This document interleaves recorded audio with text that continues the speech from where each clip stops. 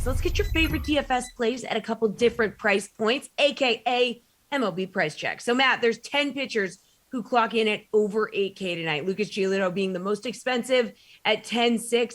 You paying all the way up for him or saving with another slightly less pricey pitcher?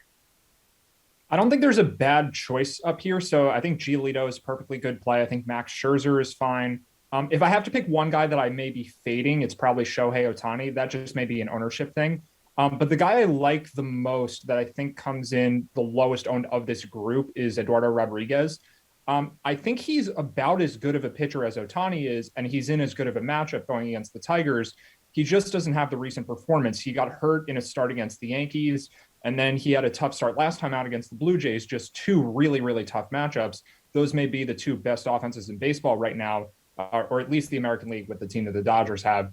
But Rodriguez did rack up 8 strikeouts in that start, and the strikeout upside is really what I'm interested in. So I think that the upside is there, and I think he probably will just be a little bit less popular than guys like Giolito, Scherzer, and Ohtani. Garion, what do you think? You feel like there's really no bad options above 8K? Yeah, I do think that Ohtani and Scherzer are probably going to generate most of the interest. And I think that's justifiable, especially considering, Texas is in a league of its own right now in terms of offensive ineptitude. And Shohei Ohtani, the big fault he had even early in his very, very good season as a starting pitcher was walks. And suddenly in his last 3 starts, he has a 17-1 strikeout to walk ratio. So I think Ohtani's fine at 9,500, but I got to admit, I did like a spit take when going through the pitching pricing list and seeing Max Scherzer this low. It just seems unnatural. And I understand that he's going to be popular even in a matchup with the Houston Astros, who aren't just a great offense, but they're also a great offense that doesn't strike out. So that's generally not a great combination for a DFS pitcher. But Max Scherzer at $9,100 is borderline insanity. This is someone who has been over $10,000 in 12 of his past 13 starts, usually closer to the $11,000 end of the spectrum. This is the cheapest he's been all season, and it's not like he's in bad form either. If you go back to the start of May, he's got a 35% strikeout rate. So I just think you don't get too many opportunities to use a guy like Scherzer at 9K, and I don't think I'll be passing up on that opportunity tonight. Paul, what about you? Where are you going for a pricey guy over 8K? Well, I'm going to pick up on that thread and say I fade both Oruchi and Scherzer in their head-to-head matchup simply because of the quality of both offenses, and that accounts for the depressed price of both of them. I make that case. When there's so many good options in this range, I find reasons like that to eliminate a number of the candidates quickly before zeroing in on my pick. Among the highest price starters, I can build a strong case for Tyon for sure, priced at $10,200 because he faces the lowly Orioles. He's 6-0 in his last 10 starts with 43 Ks and only 6 homers in his last 53 innings. So you go, why not if you want to go big? But I land on a guy like Kevin Gossman tonight for $9,700 with his high win probability against the lowly D-backs. He has allowed only 40 hits in his last 55 innings pitched with a 199 batting average and a 113 whip. He enjoys a nice edge going into this matchup based on his head-to-head matchup history against Arizona batters as well. They've combined for a 211 batting average and 293 OPP against him. So all the numbers point to a nice win probability for Gossman tonight, and I'm on it. All right, now let's talk about a pricey hitter. Garion looking for a guy over 5K tonight. Yeah, I'm going to go with Rafael Devers at $5,800. He's been red hot since the All-Star break. I know going into yesterday's slate, his WRC plus was 199. I'm sure it hasn't dropped that far since that point. And he's also a left-handed bat, and that's really the key here is handedness against Casey Mize, because for as good a rookie season as Casey Mize has had, left-handed batters have really given him issues in 2021, and it's specifically home runs, 2.16 home runs per 9 within the split. So Devers is obviously one of the better left-handed bats in baseball. You would prefer this game be at Fenway versus Comerica Park, but you know what? Beggars can't be choosers. I will just take Rafael Devers at $5,800. All right, Paul, what do you think? A hitter over 5K? I'll give you 2 of them in the same game. I include Jose Ramirez of the Indians against the Jays tonight because he has a big power bat and he's in gear. He loves hitting at the Rogers Center, in fact. He's got 4 homers as part of a 364 OBP in his last 43 plate appearances, which have produced 12 ribbies. He faces lefty Steven Matz tonight, and Matz has not been very good in the last 10 starts, allowing 59 hits and 7 homers over only 48 innings pitched.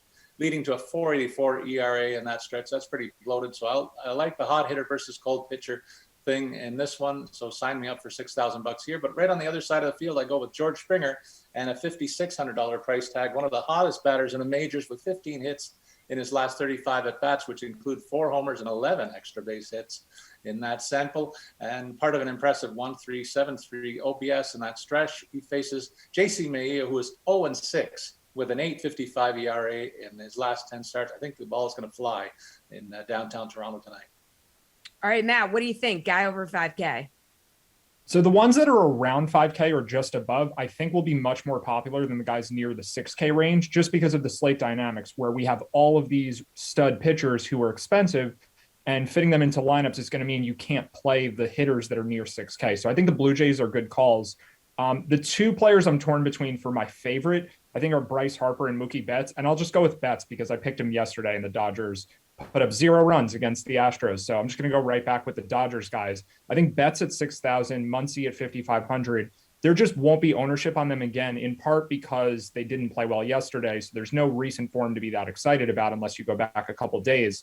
But the Dodgers got shut out against Lance McCullers. And it's just that with the expensive pitchers, you just can't really fit these guys in. So my strategy for this slate that I'm looking at is to pay up for one of these pitchers, maybe throw in someone like Colby Allard at 5,000 and then try to get to Mookie Betts or Bryce Harper. All right, now let's save the people some money. So we need a value bat, Paul. Where are you looking for that? I'm going near the bottom of the board. And if you like the sound of a 15 for 44 history against Max Scherzer, which includes 10 extra base hits and only 1 strikeout in that sample size, I give you Michael Brantley for only $2,700.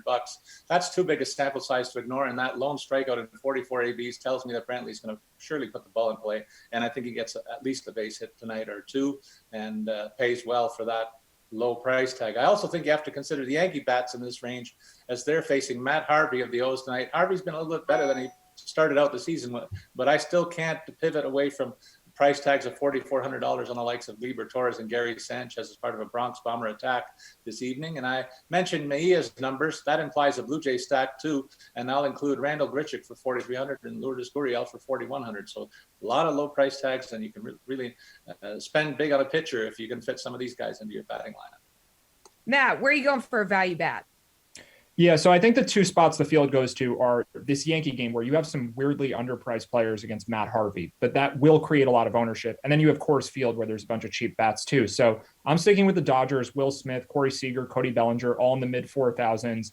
And then I think you have the Phillies who are expensive at the high end, but then you have Gene Segura, Alec Bohm, Didi Gregorius, all pretty cheap. So I think those 2 stacks, both for the high end of the salary range and then for the value bats, like I think those 2 teams are just the spots where you can take advantage of what the field is doing the most on this slate. All right, Garion, a value bat.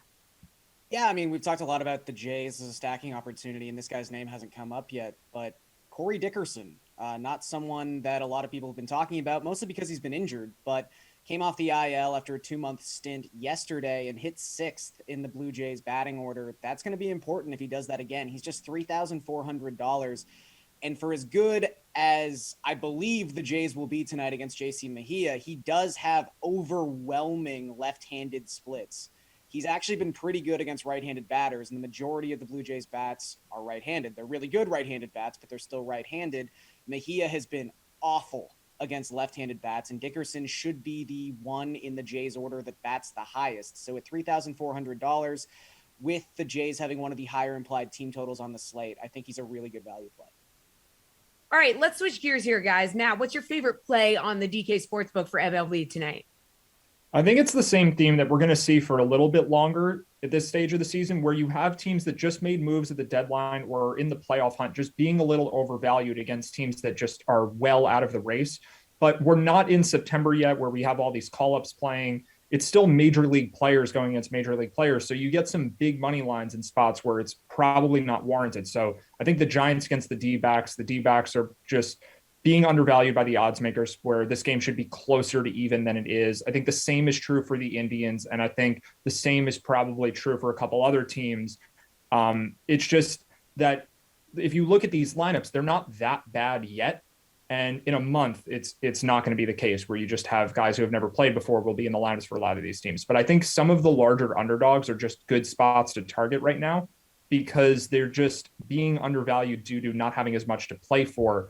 And that just doesn't matter as much. Like Jose Ramirez is still going to play the same way he always plays. Franmil Reyes, like these guys are good hitters. So the Indians, if I have to pick one, I think that spot in particular against Steven Matz, they probably shouldn't be the plus 180 or plus 190 underdogs that they are. All right, Garion, what about you? Your favorite play on the DK Sportsbook for MLB tonight? I'm going to go right back to the Braves. I liked Braves money line yesterday when they were using the husk of John Lester, and I'll like it again today when they're using the husk of Jay Happ. I don't know why they made either of those moves. They still don't make sense to me. But congratulations, Cardinals. You now have Jay Happ, a man who has given up 20 earned runs in his past 3 starts. I understand they're on the road, but it's really hard to fathom how Atlanta's only minus 115 on the money line here. I understand that Drew Smyly isn't exactly a name that gives people a ton of confidence, but Drew Smyly's been a lot better since a nightmarish beginning to the season. His past 8 starts, he has a 2.63 ERA and a 3.25 FIP. He's also only giving up 0.7 home runs per 9, which was really the big issue for Smyly back in April and May. So I'm just kind of shocked you're not having to pay minus 140, minus 150 here for the Braves. So I will take advantage of that, and I think Atlanta wins. Paul, what about you? Jesse, I love to go hunting for interesting props, particularly when the payoffs are much more favorable than today's over-under options, for example. That takes me to some fun player props. I'm considering Aaron Judge of the Yankees and parlay that with a win to pay off at $300. So Judge did home run, Yankees win. That gets me plus 300. Gio Stanton in a similar bet pays off plus 360. I also like Shohei Ohtani to hit a homer tonight for a plus 275 payoff. His mound opponent, Colby Allard, has allowed 10 homers in only 51 innings pitched. So I like his chances of adding to his major league high in that category this evening.